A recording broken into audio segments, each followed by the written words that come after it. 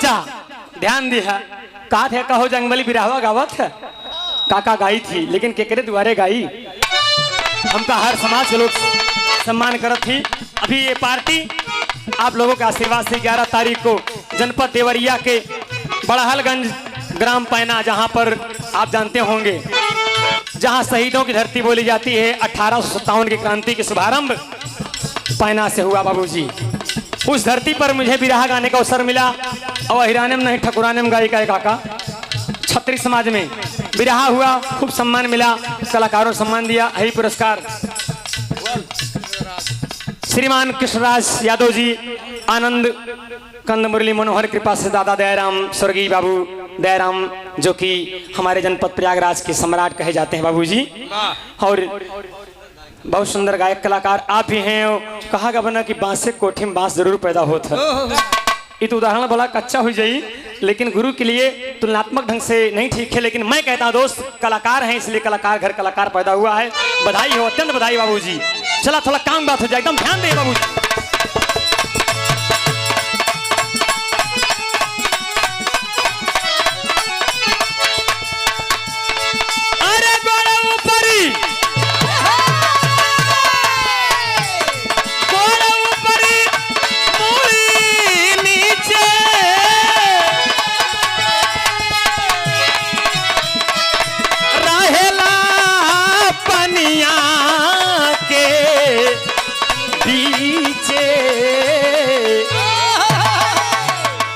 तनी सोचई के बाद ए पंचो ए भैया संगम काका मान्य गुलाब अध्यक्ष जी राजेंद्र भैया महेंद्र भैया भुआल भैया अरे तनी सोचई के बाद पानिया में रही के पानिया न पी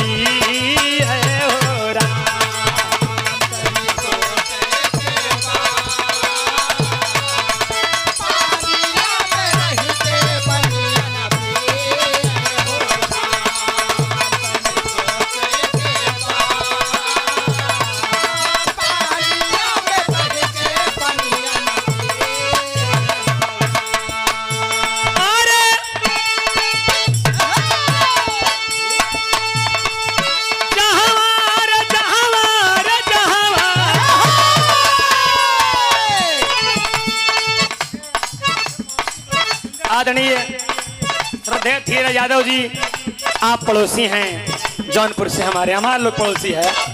अब जाए तो सब जाने के मनई और राजेंद्र यादव जी आप दोनों महान भाव की ओर से 100 रुपये पुरस्कार है। श्रीमान धीरज जी आप हमारे जनपद प्रयागराज पधारे हैं जौनपुर से हैं। ये पूरा जनपद हमारा प्रतापगढ़ जौनपुर अवध क्षेत्र में आता है। हम अवधी भाषी हैं। आप लोगों का आशीर्वाद है हम सब संगम पद पे हैं। आप सभी पंचकोशी परिक्रमा के अंतर्गत आते हैं। हम सब कितने बड़भागी हैं कि जो यहाँ पैदा हुए हैं हिंदुस्तान की धरती बाबूजी जहाँ सुरक्षित स्थान है। कोटि कोटि नमन है वंदन है आपको बहुत बहुत धन्यवाद जो हमारे जनपद में आप पधारे हैं। आप मेहमान हैं। चला कि जहाँ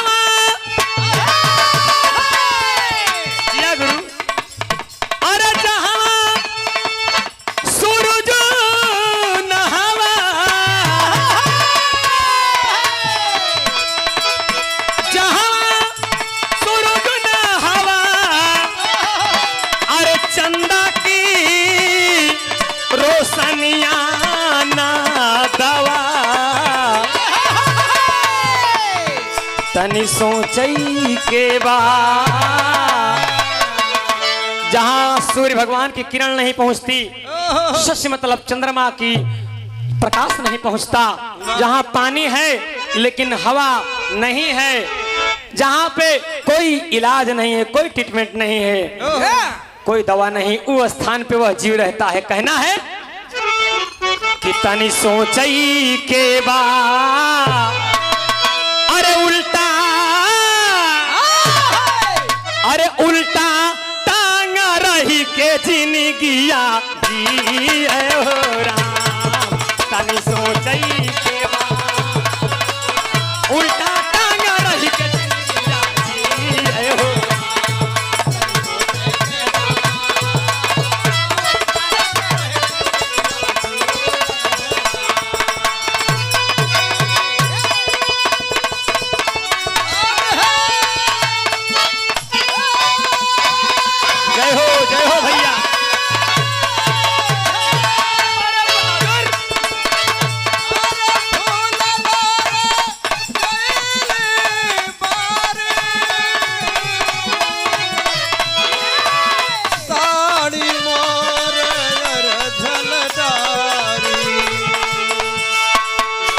सखिया रे पिया बिन सड़िया केहू न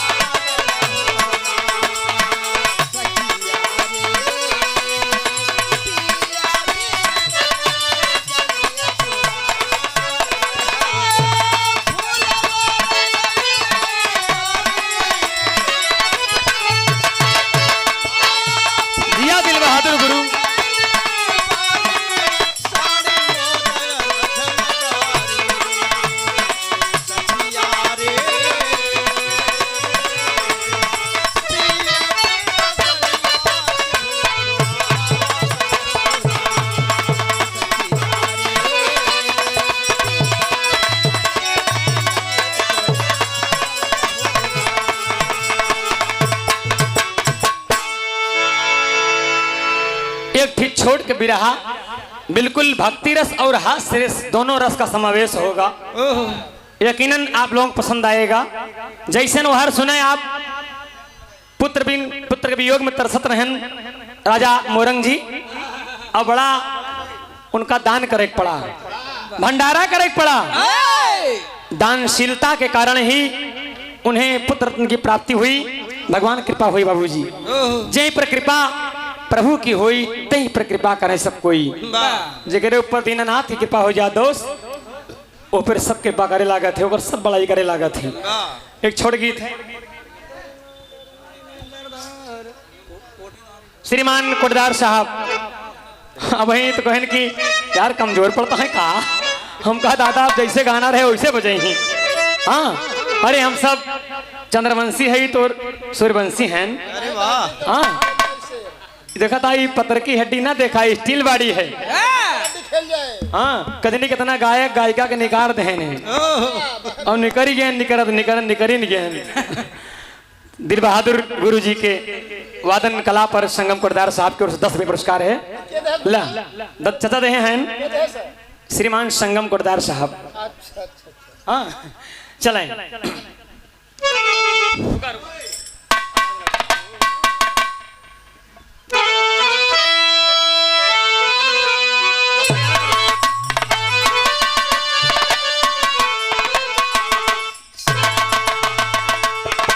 हो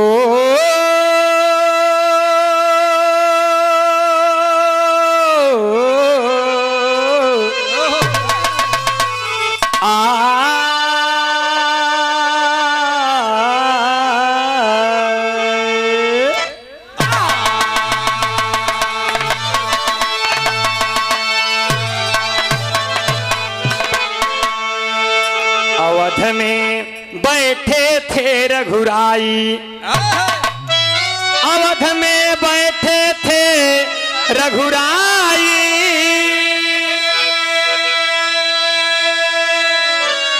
संग में वशिष्ठ जी मुनिराई।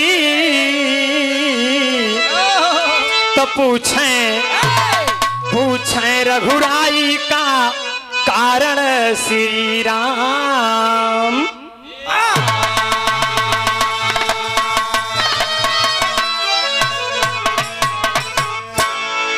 दुनिया के मालिक मर्यादा पुरुषोत्तम श्री रामचंद्र जी का दरबार लगा बाबूजी। अयोध्या नरेश अपने राजभवन में एक प्रश्न रखते हैं, जहां पर माता सीता जी, लक्ष्मण जी, भरत शत्रुघ्न, गुरु वशिष्ठ जी सभी लोग बैठे हैं और तमाम अपने अतिथियों के बीच में भगवान रामचंद्र जी एक शब्द पूछते हैं, एक प्रश्न कहते हैं कि गुरुदेव जी अरे हम राम हैं, मुझे लोग राम कहते हैं। मैंने रावण जैसे आतताई राक्षस का वध करके तमाम पूज्य गुरु विश्वामित्र जी के साथ जाकर उनके यज्ञ हवन को विध्वंस करने वाली राक्षसों का और राक्षसियों का वध करके हम आए, हमें राम के नाम जानते हैं, राघव भी कहते हैं। लेकिन गुरुदेव जी हमका काहे रघुराई कहा थी? रघु माने हमारे पूर्वज राजा रघु जी, राई माने सरसों की भांति। मतलब हम राजा रघु जी के सामने राई के समक्ष हैं, इसलिए हमके लोग रघुराई कहा थी। क्या करना हो सकता है। मंद मुस्कान में मुस्कुरा दिए और वशिष्ठ गुरु जी कहा कि राम, आपके मन में यह प्रश्न कि आपको राई शब्द से इतनी शंका कि आपको रघुराई क्यों कहते हैं। आपके निश्चित तौर पर इस शंका का इस संदेह को मैं मिटाता हूं, लेकिन हे राम कुछ क्षण हमें आप एकांत में बैठ करके हमें सुनिए। एक कथा है, बड़ी पुरानी कहानी है। आप तो एक राजा राम हैं, जो भी किया सो किया, लेकिन आपके पूर्वज राजा रघु जी ने आपसे भी बढ़कर कहीं दान किया है। उनकी दानशीलता, उनका दान आज तक कोई जोड़ नहीं मिल पाया उनके दान का। इसलिए वो महान राजा थे, आपके पूर्वज थे, इसलिए आपको रघुराई कहा जाता है। कहा कौन सी ऐसी कला थी, कौन सी ऐसी बात थी महाराज जो हमारे पुरखन के नाम के आगे हमारा नाम रघुराई सब जोड़ा जाता है। बड़ी अच्छी बात मेरे बाबूजी देखा, इलाहाबाद लाजम टेरी लग गए दोस्त। हाँ गजल लगाई थी का, एक गजल लगाओ चला।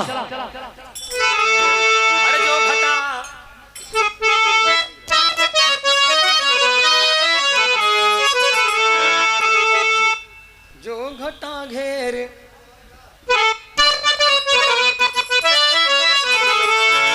अरे उसने मैसेज, कोई किसी को चाहता है लेकिन कभी कभी अनबैलेट हो जाता। अरे उसने मैसेज किया किसी और के लिए, उसने मैसेज लिखा किसी। महेंद्र भैया तोहरे बड़े का होता ही।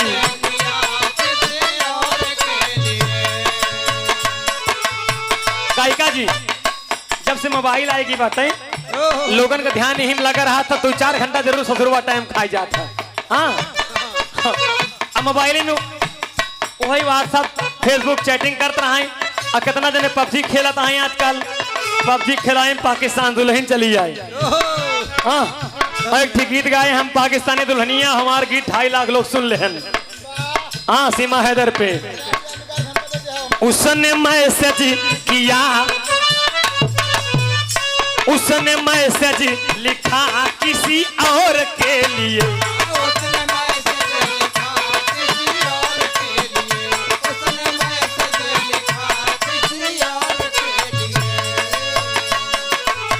कितनी खूबसूरत शायरी के साथ में आपने नवाजा है। जनाब को सलाम प्रणाम कबूल हो, सलाम कबूल हो, नंदन है अभिनंदन है। रात को रात का तोहफा नहीं देते, ए नीता, रात को रात का तोहफा नहीं देते, दिन को जज्बात का तोहफा नहीं देते। दे सकते थे चांद पर, चांद को चांद का तोहफा नहीं देते। धीरज यादव बच्चू यादव नहीं देते। का करवाए महाराज, कितनी खूबसूरत पंक्ति लिखा है। एकरा के हम रख ले तो बानी मर्दवा, राउर के प्रसाद हो, ठीक बना। हम कहते हैं कि न हंसिया का दौर है न खुरपी का दौर है। महेश भैया, न हंसिया का दौर है न खुरपी का दौर है। अनीता अपने से खींच ले सेल्फी का दौर है। न हंसिया का दौर है न खुरपी का दौर है, अपने से खींच ले सेल्फी का दौर है। पूरी सुहारी भुआल भैया, पूरी सुहारी घरे महकती नहीं न, चौराहा पे चाट चाउमीन और फुल्की का दौर है। यही नहीं, देश बदल गया, वेश बदल गया, हमारा आपका परिवेश बदल गया। देश बदल गया, वेश बदल गया, हमारा आपका परिवेश बदल गया। अब मोदी बाबा की सरकार में, पूरा योगी बाबा की सरकार में उत्तर प्रदेश बदल गया। परिवर्तन तो काफी हुआ, होगा भी, कहना है।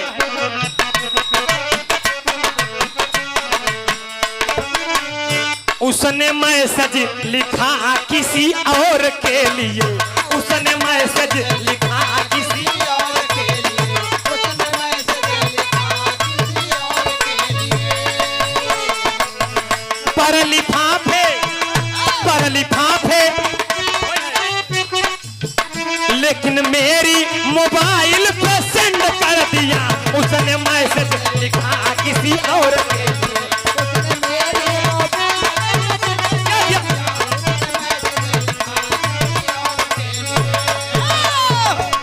उसने मैसेज लिखा किसी और के नाम पर, उसने मैसेज लिखा किसी और के नाम पर मेरी मोबाइल पे सेंड कर दिया, रे सेंड कर दिया। अरे मैं चला आ रहा लेफ्ट साइड से, मैं चला आ रहा लेफ्ट साइड,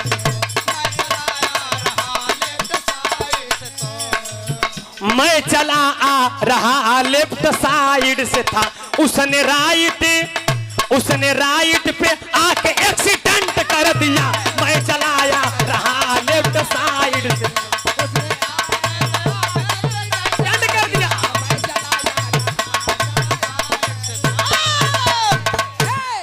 बहुत बहुत धन्यवाद। कमी बाका हारमोनियम का आवाज बढ़ा भैया, कहा ही चाहिए ना, हम ना मान हम गवाए बिजी है तो आप लोग बनाए ले करे जा। बहुत सुंदर वाद्य कलाकार श्रीमान बड़ेलाल पटेल जी मंच पर हैं, दिल बहादुर गुरु हैं, भोजराज कवि जी हमारे सुभाष भाई, तब तक बना लो भैया इनाम। श्रीमान महेंद्र यादव जी लाइनमैन साहब की ओर से बहुत सिमाया पुरस्कार, कोटि कोटि नमन है, वंदन है। लेकिन हाँ अच्छा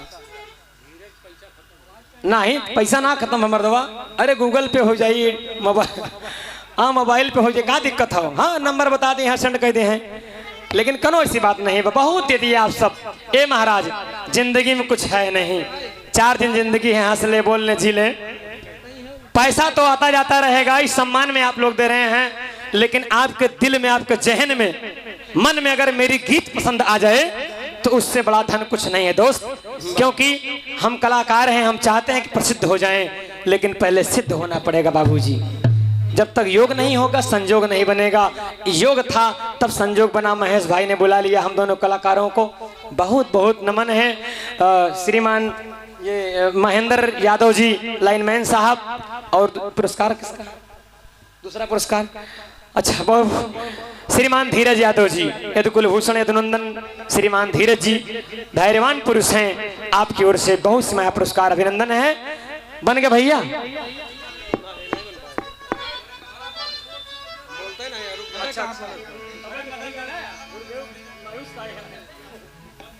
देख ले बाजा वजा बनल भैया।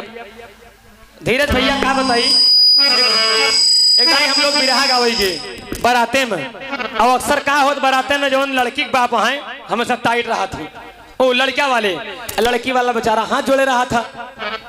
हाँ लड़का के बाप कहे ने भाई समझी तोहरे दुआरे जंग बली यादव बिरहा लइकावत है, एक काम की है कि बिरहा जमाना है हमारे तरफ से, लेकिन बाजा तू कही दे है भाई बवाल। बिटिया के बाप बेचारा अपन टेंट घंट देखे के लई आवे बाजा दे, बेचारू मान तो लेहन, लेकिन बियाह 2 महीना रहा तब तक भुला ही गए। बारात गाजा बाजा से दुआरे लगी, जब 1 बजा रात तो लागन भी रही है कि हे रही, हम सब खाए पिए मस्त एकदम आराम करते रहे पुरवैया खवा में जगाएन, हमके बजवा हो कहन बाजा तो है ही नहीं ने। लेकिन भाई साहब हम बाजा गए, हम कहा कैसे होए, लड़की के बाप हाथ जोड़न कहन भाई बिसर गए तो हाँ बाजा लई के आवे चाहे ना, हम का करियो हमें कहन, तब हम कहा जंगबली यादव खपड़ी लगावो तो घबरा जी बिरहा हो जाए। कहन कैसे होए, बिरहा बड़े उत्सुक रहे, लड़किया टीम डीजे उजन नाचे रहे कभी जी, एकदम खेरे रहे बढ़िया। हम कहा बाजे ना इन्हें गए बजनियन से, हम कहा भाई तू बाजा बांध दे, का काल है कहने एक मैक 250 वाट का मशीन है, 2 ठिहारा ना है आगे पीछे बिंजू वाला। लड़की वाले के पक्ष में गए, घरतिया तरफ से साउंड मिल गया, लई आए बनवावे लाग, एक लड़किया बांधे लाग, पेड़ चढ़ के 2 बाराती पहुंचन, पिए रहन मत कर मार बाजा वाले के। हम के भाई साहब हम बाजा वाले ना भाई, हम लोग बिरहा वाले ही भाई, तोहरे बरे तो जुगाड़ करत ही, तो हमारे का मारे चाहता है, तो ऐसे समाज का कहूँ गबड़ाई जात है। भैया बाजा बनाए रहा करे जग, बहुत बहुत धन्यवाद। चला कहना है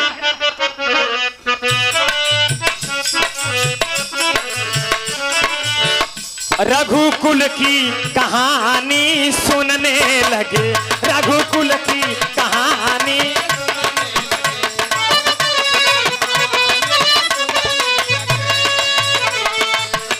इस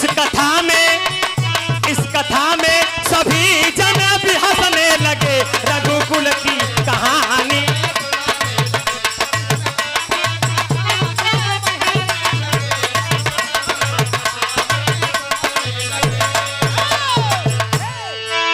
ज्यों ही मर्यादा पुरुषोत्तम के समक्ष गुरु वशिष्ठ जी कहते हैं कि हे राघव, हे राम, अवध नरेश, आपके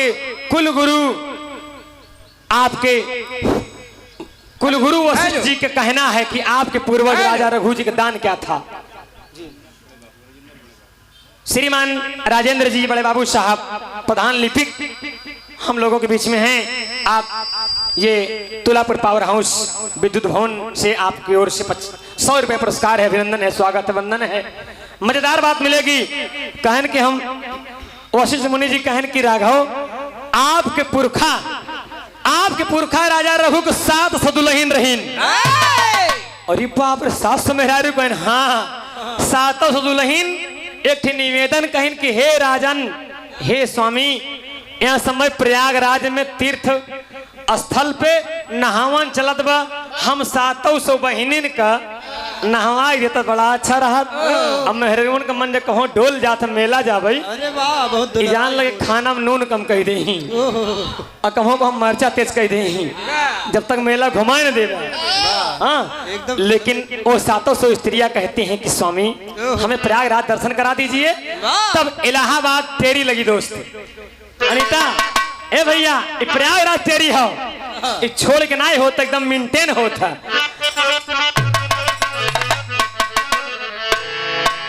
हाय हाय हाय, कहाँ पड़ीगा महेश भाई, अरे पड़ीगा प्रयाग नहावा नवा पड़ा, पड़ीगा प्रयाग नहावा नवा।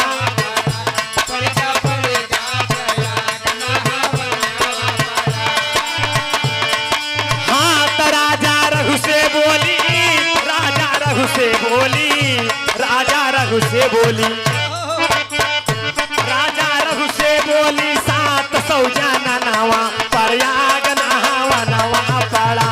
राजा रघु से बोली, 700 जना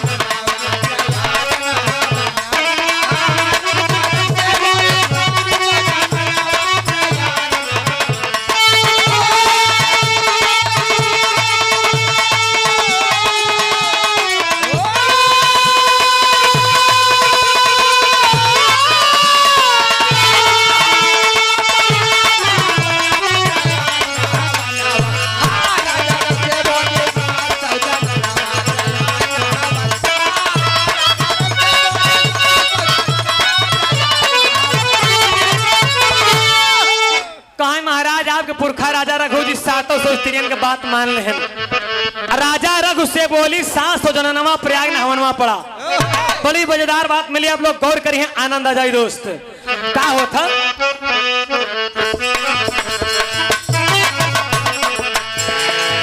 700 रानीन के संग में,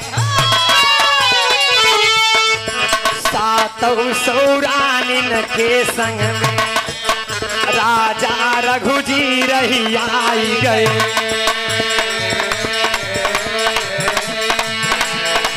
सज गई पालकी औ कहार, सज गई पालकी औ कहार, प्रयागराज में आई गए। स्नान ध्यान करके राजन, स्नान ध्यान करके राजन, मन ही मन गौर बढ़ाई गए। आपन पंडा है रही लागे, आपन पंडा है रही लागे, हेरत हेरत तब पाई गए।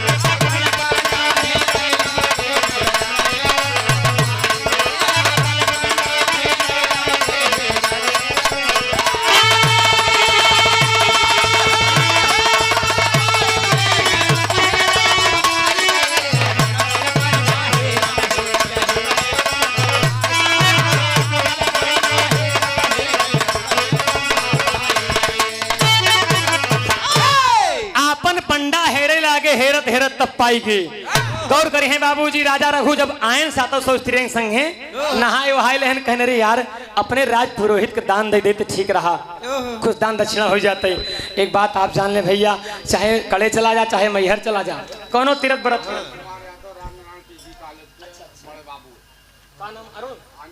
श्रीमान अनिल कुमार यादव जी थरवई के निवासी हैं, राजनारायण पांडे पीजी कॉलेज के आप शिक्षक हैं। आपकी ओर से अच्छा आप पड़ोसी हैं, बहुत सीमा पुरस्कार है। Education is must for everybody, बहुत जरूरी होती है। आप शिक्षक हैं, एजुकेशन को लेकर चल रहे हैं, शिक्षक शिक्षा शिक्षार्थी तीनों को समन्वय जब होता है, महान है आप, गुरुदेव हैं, अभिनंदन है बाबूजी। श्रीमान संगम यादव कोटदार साहब की ओर से पुष्पमाला के साथ में आशीर्वाद मिला। पहली बार आपके सामने हम भी रहा गाते हैं, हाँ कहन के गाँव कहन जंगबली कहन कोनो बात नहीं बा। गौर करेंगे कौनो तीरथ व्रत स्थान पहुंच जाए आप लोग, जौन वहां के पंडवा होती पंडक पास रजिस्टर होता हो सके तो बड़ा रजिस्टर हमारे यहाँ न रखा हो, तहसीलदार के खतौनी बड़े ऑनलाइन मंगावे पड़ा था। कहाँ से आवता कहे ना बहरिया से, कहाँ घर है जंगबली यादव, फट से बताई दे कि तो हर बाबू तुम्हारे यहाँ आवत रहे, पता नहीं कौन जादू है इनके लगे। और राजा रघु जब हेरे लागे ना पंडा, तो एक पंडा दिखान भैया, लेकिन एक आँखी गड़बड़ है, एक आँखी खाना पंडा देखते ही बा ऐसे लखत बचित मनी एक मनी महाराज चलाया होता है। हाँ मेरे बाद तब तक देखा था कि महाराज रुक के, महाराज रुक के, कहा महाराज हमारी चौकी आवा हमारे लगे बैठा, पुरखन का नाम गिना दिया, कहा अयोध्या से आवत है, आज दिलीप सगर सबको नाम गिना दिया, कहता हमारे यहाँ होत रहे सब। राजा रघु परे बैठ गए बाबूजी। हाँ कहन बोला, कहन महाराज हम कुछ दान दक्षिणा कहन यहीं पर आई है। राजा रघु कहते हैं, अयोध्या के राजा रघु जी कहते हैं कि महाराज हम आपको का दे दी, तो लालची पंडा कुछ पकड़ा दिया, कहा महाराज संकल्पा 12 अक्षर मंत्र का जाप किया। अब वही कहते हैं 12 मंत्र का जाप किया। 12 माने हो तो 12, एकादश माने 11, 13 माने 13, 12 अक्षर मतलब 12 अक्षर का मंत्र होता, 12 अक्षर मंत्र का जाप किया, अक्षर मंत्र का जाप किया, समझू। ओम भगवते वासुदेवाय नमः। महाराज संकल्पा देव कहन हाँ देव देव देव देव कहन देव कहन हाँ एक चीज मांगे चलता है, का मांग गया। राजा रघु जी कहा था लालची पंडा कनवा पंडा मांगा तो लाइन तर्ज लग गई, अरे बाजे बजनवा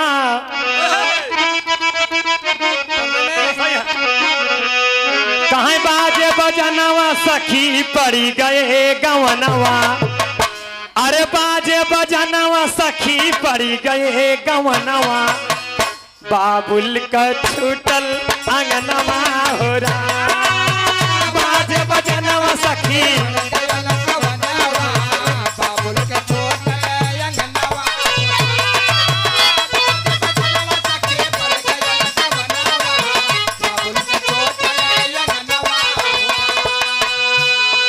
गौर करी हैं, वही पंडा कहला गा राजा के समनवा, अरे पंडा कहला गा राजा के समनवा, सही देता एक थी जननवा हो रहा, महाराज एक मेहरारू चाहिए।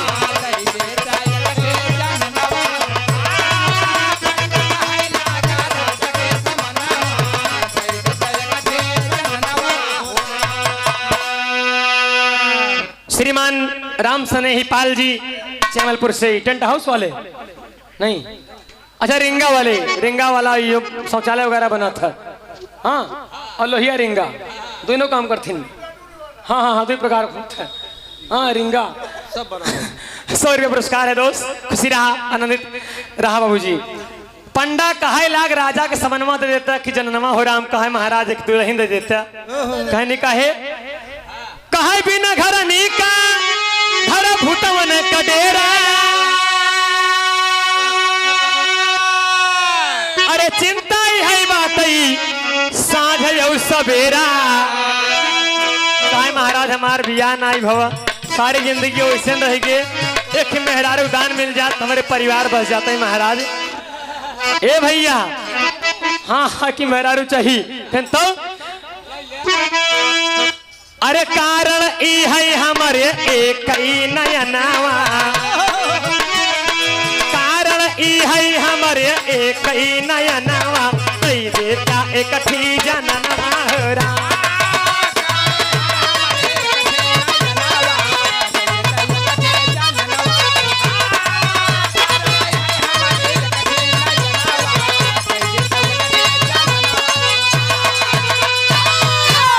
महाराज कहनियो मस्त दान दे दिए बाबूजी। जब राजा रघु जी एक स्त्री के दान दे देहन और वापस दिए बाबूजी, वापस चल दिए तो लालची पंडा कनवा पंडा एक मेहरारू दान तो नहीं ले बा, लेकिन करे का महाराज कहें सुना ये हमार 700 तेन के पालकी सजी है, जवन दुल्हन तो करने के लागे वह बेराइल है। लालची पंडा खाई वो पत्नी बड़ी छूट मिल गई। अरे बापा रे इतनी बड़ी छूट, जैसे मेहरारू लिया जा बाजार दुकानी पे फिराओ जो साड़ी बेरावत हो। अगर 50 साड़ी दुकानदार गांच देस तो बनिया के मोह लखत रह जाबा कहा गिराई दे मेहरारू बेराई न पाए। यो पसंद है बहु, हो पसंद है बहु, हो निकल लागत बा। तो का होता पंडा जब भीड़ में घुसुरी गवा, अपन कानिया खन चावत बा,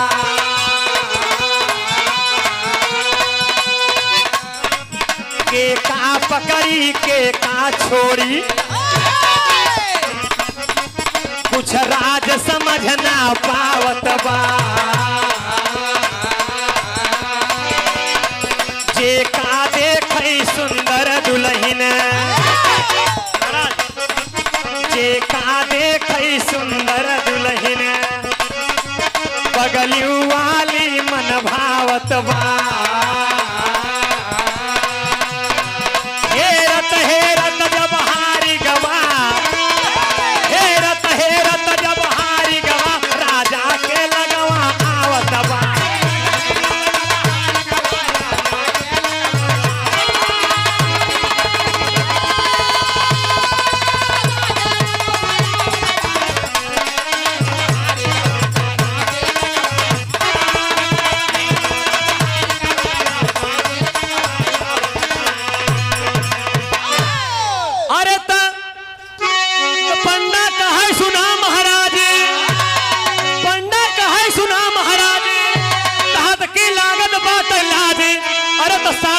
दुल्हन से लड़ जा मोर नयनावा, प्रयाग नहावा नवा पड़ा।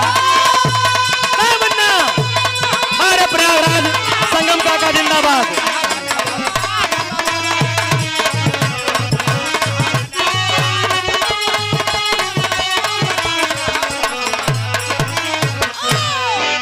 बड़ी चिंता भाई पंडा के खाए महाराज 700 दुल्हन के झुंड में हेरे के एक दुल्हन पसंद नहीं आवत, लेकिन हमको सब निकलागत यहाँ जेका देखा था वो कटारे एक सजी बजी एकदम। खाए महाराज एक काम बा कुछ पकड़ा पकड़ा कुछ महाराज कहें देवा कहें हाँ देव का मांगा था कहें महाराज इस 700 दुल्हन हमका दान दे देता ठीक रहा। महाराज कहने हो मस्त बेचारे राजा रघु जी 700 दुल्हन के दान दे के पालकियां सहित छोड़कर चल दिए, अकेले चल दिए। जब कनवा पंडा अपने चौकी बैठा कहा बप्पा रे दान तो हम ले लिया, लेकिन का खियाओ कैसे नहीं तर काट दे और काट दे स्टार्ट गावे कहा ठीक है ना। हाँ और कहे खियाओ कैसे लगा गुणा गणित करे कहे अगर हम एक दुल्हन 1 किलो राशन ग्रहण करी 7 दुल्हन हैं 7 कुंटल खाई रही कैसे करब हम 7 कुंटल तो हाँ धरा पसेरी पावे वाला मनई कहाँ से खियाओ ओके मन में आए कि कुछ और मांग ले उठाए ले कुछ कमंडल। महाराजा रघु जी वापस चला जाता है संगम से अयोध्या की ओर, पीछे ला चल दिया कि महाराज रुक के महाराज रुक के महाराज रुक के महाराज जब पीछे पलट देखे कहन अब का घटा है इनका अब का ले कहा महाराज कुछ पकड़ा। दानशील दयावान राजा अयोध्या नरेश महाराज रघु जी कहें रघुकुल रीत सदा चली आई, प्राण जाए पर वचन न जाई, जल्दी पकड़ाओ भाई, प्राण जाई पर वचन न जाई। महाराज ऐसी कोई बात नहीं, अरे जल्दी पकड़ाओ हम लग जाए। राजा स्वयं महाराज अपने राज पुरोहित को महाराज शब्द संबोधित कर रहे हैं। कह का चाहिए कहन की सातों सदुल्हन दे है अपन अयोध्या हमका दान दे तो हम राजा हो जाए। इनकर भरण पोषण कई पाओ न कई पाओ। राजा रघु जी अपनी अयोध्या दान दिए। कनवा पंडा अयोध्या के राजा बन गया। और जब राजा बनता ही मान तो तुरंत तितर बितर कही दे जवान मंत्रिमंडल में खंड मंडल कही देस जे ओकरे मन के बनाई हम मंत्री बनाए देस, राज दरबारी बनाए देस। और गेटमैन जी का कहा थी चौकीदार अदल बदल दिया बाबूजी। हाँ चौकीदार लगा। हाँ आगे पीछे दाहिने बाएं बैठा एकदम टाइट रहा है दोस्त। हाँ लेकिन गौर करी है राजा रघु दान दे हैं लेकिन जाए कहाँ वहीं वन में बैठकर तप करने लगे। एक लाइन की तरह दोस्त अरे गया सुख नाही पैबा पंचो। गौर करिए दोस्त बड़ी पुरानी चीज है कि सुख नाही पैबा पंचो। अरे माई के रोवाई के सुख नाही पैबा पंचो। माई के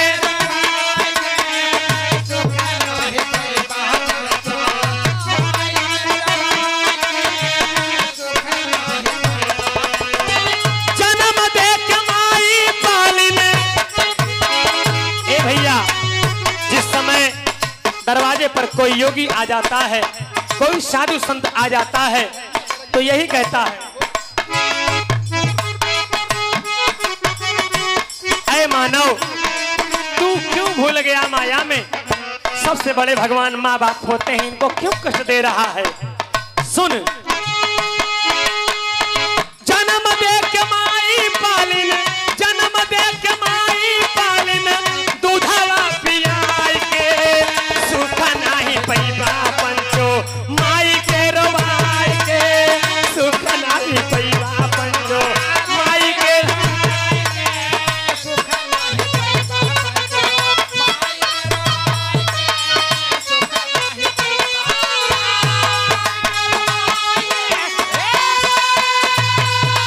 माई के रोवाई के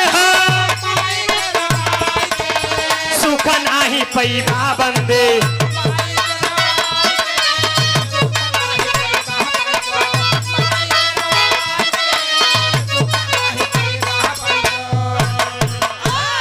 लेकिन अयोध्या नरेश महाराज रघु जी सब कुछ दान देने के पश्चात उसी सरजू तट पर एक वन घनघोर वन है बाबूजी, जहां पर अब तो सब उजड़ बिजड़ेगा, काफी परिवर्तन होएगा। वही तपस्या करने लगे। तब कहना पड़ा तप का और दान का अर्थ क्या निकलता है बहुत शार्ट में बाबूजी गौर करेंगे। हाई सुंदर पुरस्कार श्रीमान ननके यादव जी अभयपुर से गाय और भैंस के सुंदर व्यापारी हैं, ईमानदारी से अपने कार्य में रहते हैं। बहुत बड़ी जिम्मेदारी होती है। विराह के बहुत बड़े शौकीन थे। आपके पूजनीय पिताजी इस दुनिया में नहीं है, सत नमन है बाबूजी को। आपके छोटे भाई राकेश यादव जी बड़े सुंदर गायक कलाकार हैं। हमारे अनुज है छोटे हैं और विराह में बहुत ज्यादा सम्मान पा चुके, पा भी रहे हैं और महारत हासिल किया है। इसके लिए बधाई हो, भाई को नमन हो। 50 रुपया के साथ में नवाजा है, अभिनंदन है। कहना है कि राजा जी भजाना करई, राजा जी भजाना करई कुटिया रमाई के।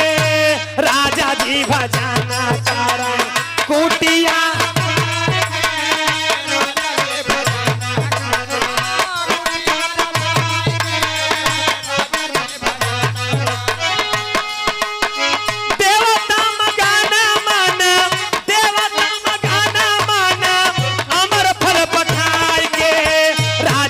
भजाना करे कुटिया रमाई के।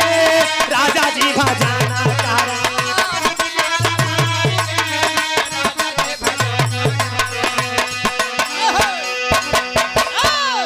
जब भजन करने लगे प्रभु में लीन हो गए तो देवमंडल खड़बड़ाई के पूरा। देवेंद्र आदि तमाम देवता इंद्र भगवान ब्रह्मा विष्णु महेश सोचते हैं कि अयोध्या के राजा रघु जी सब कुछ दान देने के बाद जब शरणागत हो गए हैं, प्रभु में हमारी शरण में आए हैं, तो कुछ करना चाहिए। देवता लोग एक थी अमर फल का व्यवस्था बनाई कि राजा रघु बड़े भेद देहन दूत लई के चला गया। राजा रघु सामने खड़ा हुआ, लालची पुरोहित कनवा पंडा अपन मंत्रिमंडल में जो बदले रहा, चश्मा लगा के बैठा रहा बेचारा। एक ही गुप्तचर भेद देश कहा पता लगावा कि के ऐसा हो जवन अमर फल लई के आई बा। सुनत ही अमर फल आई बा, जब सुनई पाए तो भेद देश गुप्तचर पहुंचा। कहा महाराज जय हो, कहा देवता भेजे यहाँ दूत के द्वारा अमर फल आए बजे राजा खाई ले ही स्वस्थ रही अमर हो जाए, कहा मरबे नहीं करी। उठाए कुश कमंडल, कहा महाराज की जय हो। जल छिड़क दिया, कुशा पकड़ा दिया, कहा महाराज देव, कहन हाँ देव देव, हाँ देव देव देव देव। कहा महाराज है जौन अमर फल आए हम कद दे खाई ले, हम राजा महाराजा बन गए अमर हो जाई। अरे आप तो भजन करता ही है, आपसे क्या मतलब। फिर भी दान दे दिए बाबूजी। तो पुरनका वाला राजा का मंत्री दिमाग लगाएन, कहे नहीं तो लालची पुरोहित कनवा बड़ा आई भी काम करे, बड़ा गड़बड़ काम करे। हमारे राजा से अमर फलो मांग ले, कनो तिकड़ा फिट कही दई। वो पहुंचा पुरनका मंत्री, पुराने मंत्री पहुंचे और गुप्तचर काने में कहन किए भैया हिया वो कहन की दान प्रदान महाराज ले जाता है। लालची पुरोहित दान प्रदान ले जात हैं, कहूँ देवता अमर फल के जगह जहर फल न भेजे हो।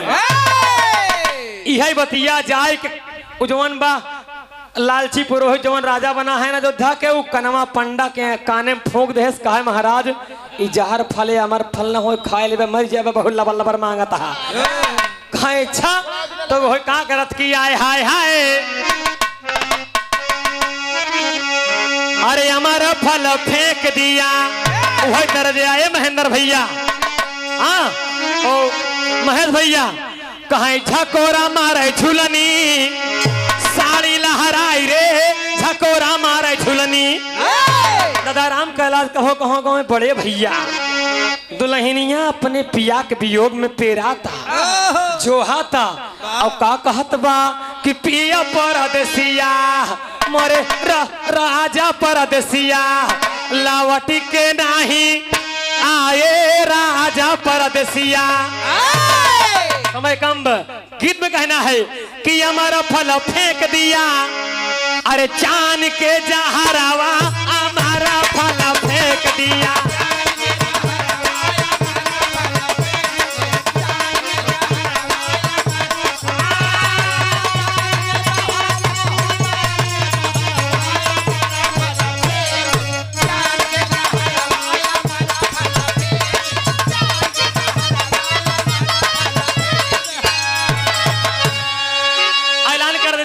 क्षेत्र में पूरे अयोध्या नगर में कि कोई इस फल को नहीं खाएगा, न छुएगा, नहीं जे सेवन करी मर जाई। पूरा अयोध्यावासी डराई गया है। लेकिन हो थका उही नगरी में एक थी बूढ़ी बेचारी,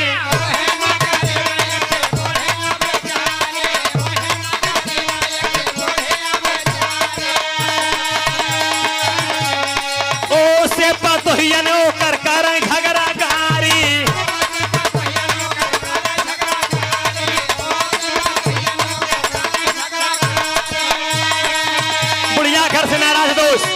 बुढ़िया घर से निकल दिया एकदम गुस्से में, हमारी बहुएं हमको खाना नहीं देती हैं, हमारा सम्मान नहीं करती हैं। क्या करत है, कहा कहता हूँ गवाई दे भाई, ये बड़े मास्टर कहता हूँ गवाई दे भाई, जाए के अरवाई हमारा फल फेंक दिया, जाए के जहरवा हमारा फल।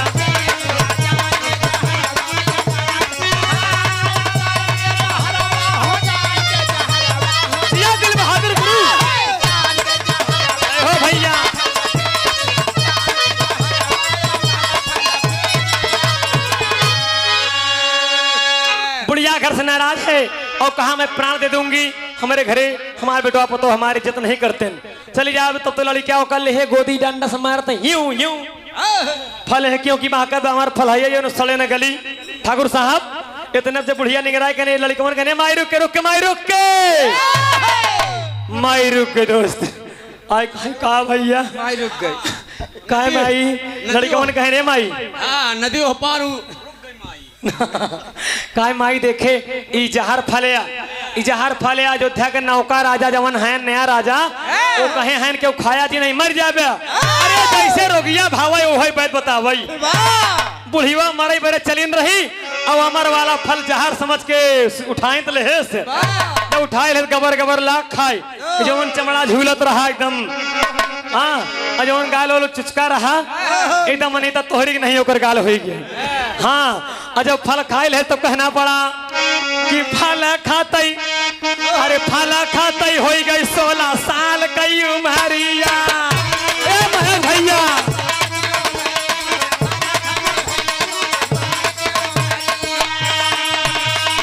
एकदम जवान हो गई फल खाते हो गई 16 साल कई उमरिया रही चलाता बल खाए रे कमरिया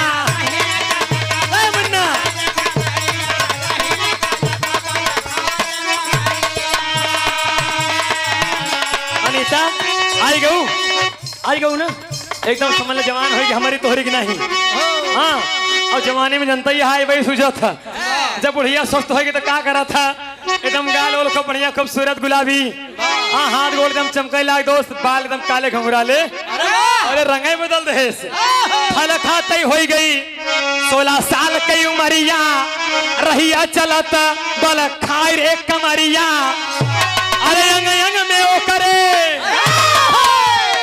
अंग अंग में वो करे सुझात बना खरवा हमारा फल फेंक दिया जान के जहरवा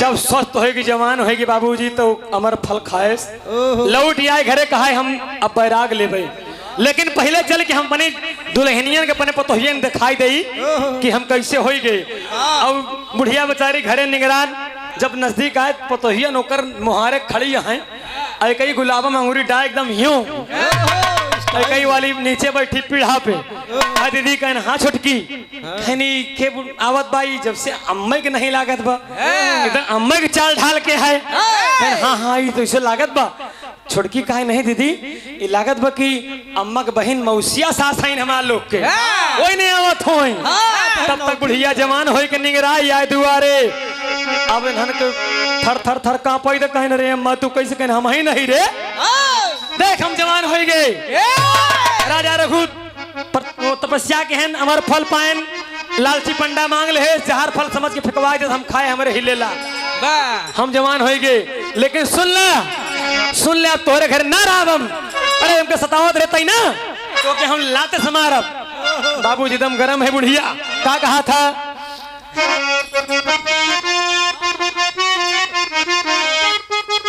समय नहीं बा बाबूजी बुढ़िया उधर पहुंची पतोहियन कहीं अम्मा यही रहा आखिरी बोल में लगा पापड़ में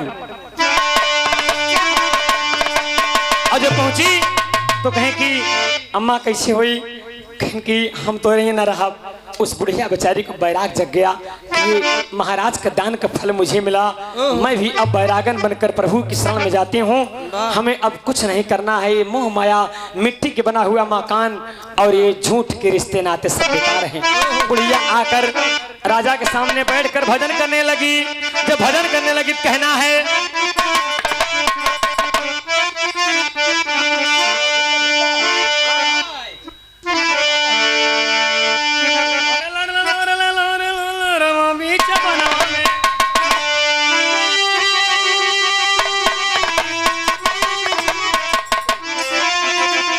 अरे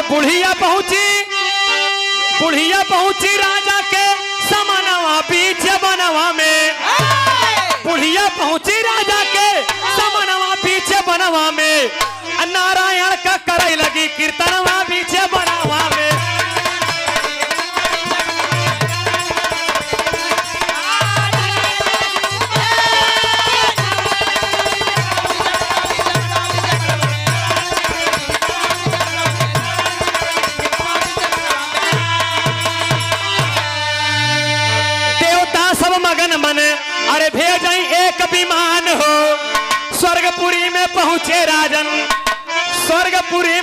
पहुंचे राजन देखें लीला महान हो सोने का एक बनाया है भवनवा पीछे बनवा में और पूछे लागे देवता से राजनवा पीछे बनवा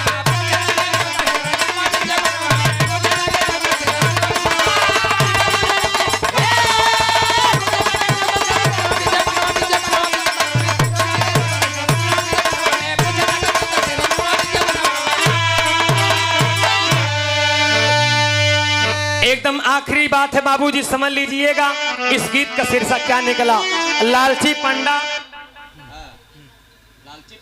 जब लालची पंडा देखे कि विमान आए वो स्वर्ग से तक उसका मंडल एक पिछियाल है कहे महाराज का संकल्प हमका कहा यो मसदई दहन कहन दूत कहन की देवतन से जाए के कि हे भगवान आप विमान राजा बरे भेजा बुढ़िया बरे भेजा लेकिन हुआ वही चाहत कहना वही दे का जब स्वर्ग पहुंचे तो लालची पंडा पीछे लगा वह राजा के पीछे कुछ का मंडल ले है एक सोने के जो ध्यान राजा देखते हैं स्वर्ग में देवताओं से पूछते हैं कि हे देवगण इसका क्या मतलब है देवतागण कहन कि ए महाराज कंकड़ मिट्टी की बनी हुई अयोध्या आपने दान दिया मृतलोक में उसके बदले में स्वर्ण से निर्मित सोना से बनी हुई अयोध्या आपको स्वर्गलोक में मिल रही है इसको आप ग्रहण कीजिए स्वीकार कीजिए तब तक लालची पंडा कहे महाराज कुछ पकड़ा इस सोने वाली अयोध्या हमका दई दे तो लौट जा मृतलोक मिट्टी वाली अयोध्या ले ले इतना हो गया राजा कहन यो मस्त फिर आगे बढ़न आ देवता लखा था क्या करत बा जब आगे बढ़न बस यही खत्म कर दिया क्योंकि 700 कुंवारी कन्याओं का पाठशाला है कुंवारी कन्याएं विद्या अध्ययन कर रही हैं राजा रघु पूछते हैं कि अय देवगण इसका क्या रहस्य है देवता कहन महाराज 700 ब्याही स्त्री ध्यान दिए रहे बरे तो का 700 कुंवारी कन्या मिलत है इतने तो कनवा कहा कि महाराज एक हमका दई दे उहो मांग ले जब आगे बढ़ाने की कुआं बा कुआं में एक जहरीला सर्प रहता है बाबूजी फाई फाई करत बा राजा पूछन कहन महाराज अय देवगण इस कुएं में नरक वाली व्यवस्था काहे देखत है यहाँ काहे बरे जहर बा काहे बरे सांप बा तब देवता कहन के ना जानत है अगर कोई नरकगामी है अगर भूले भटके स्वर्ग चला आए तो स्वर्ग में नरक की व्यवस्था की गई कहन मतलब कहना आपके सामने की लालची मनाई आई है लालची पंडा बा बार बार दान पे दान मांगा जात बा वह लालच के वजह से पाप किया है